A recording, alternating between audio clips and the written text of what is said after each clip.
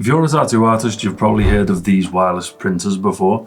Well, today we're going to find out if these Bluetooth-enabled printers are the game changer they promise to be. We'll test their performance in different settings, we'll discuss how easy they are to use, and we'll see how they stack up against expectations. So, a few weeks ago I was given these two wireless printers to test and review. I was given the Elite S6 and the Ozer Quick Stencil. Now, if you've never seen one of these before, they're basically a Bluetooth-enabled wireless thermal printer. Why? Because apparently everything is better with Bluetooth. It essentially gets rid of the need for a printer in a tattoo shop. If you find this review helpful, then don't forget to drop a like. And if you like my content but aren't already, then don't forget to subscribe and hit the bell icon so that you get notified anytime that I upload a video. Now, starting with the Elite S6. The S6 is 26 centimeters long and standing at 2.9 centimeters tall, only weighing in at 495 grams. This thing is a compact piece of kit. It is equipped with a 1200 mAh lithium battery, and Elite claim that you can actually get 60 to 80 prints out of just one charge. If you were to order the Elite S6, depending on where you look, the current price tag is between £275 and £300. Now, up next is the Ozer Quick Stencil. Now, the Ozer Quick Stencil is a little bit bigger than the Elite, sitting at 32 centimeters in length and standing at 4.1 centimeters. The Ozer is also a lot heavier than the Elite at 915 grams. But while physically bigger than the Elite, the same cannot be said for the price tag. Again, depending on where you look, the Ozer has a price tag between £240 and £300. Both printers are equipped with a 1200 mAh lithium battery, and both claim that you can get 60 to 80 prints on a single charge. The similarities don't stop there. Both printers have a DPI of 203. They are both compatible with Windows, Mac, iOS, and Android, and both support Bluetooth and USB-C connectivity. Now, with that out the way, let me tell you a story. Now, both of these printers are advertised as being a go-anywhere kind of printer, right? And this tells me that their target customer base is tattoo artists that do a lot of traveling or go to conventions. And the friends of mine over at Filthy Mark Tattoo Supplies were offering me the opportunity to run a test on these printers. The test would then be held at Preston Tattoo Convention.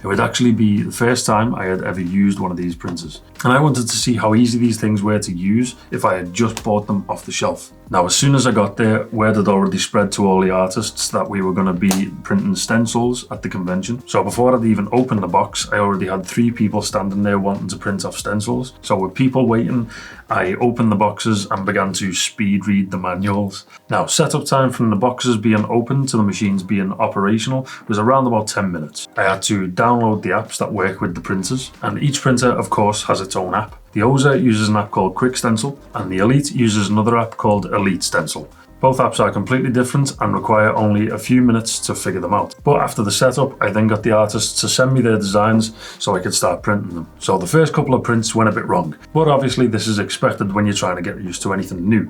But I was about to find out that it wasn't just the teething problems. One of the issues that we were having pretty consistently was that the prints were coming out perfect for the most part, and then the image would weirdly distort in a sort of Picasso kind of way. For some reason, halfway through the print, the image would then cut itself in half and offset itself.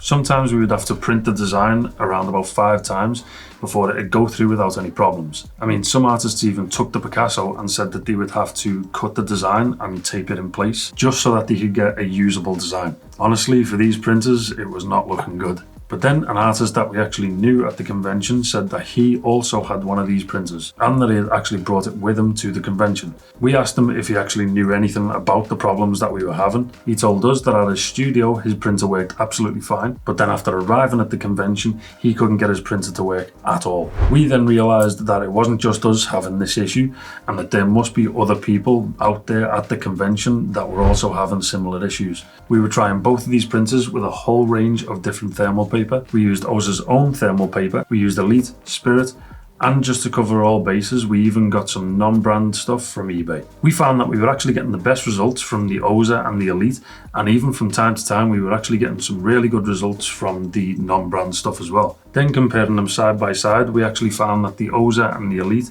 were actually thicker than the Spirit paper. Throughout the day, we realized that these printers were wildly inconsistent on the issues that they were having. The problem was that we couldn't figure out what was causing these issues in the first place. We even had another artist try to use the printers on their iPad, and although the issues still occurred, I kind of noticed something. The iPad that they were using was actually a newer model than mine. The printers didn't actually go all Picasso half as much, and they actually printed out quicker. I actually did a side-by-side comparison between using an older iPad and a newer one, both printing exactly the same image to show the difference. And well, these are the results.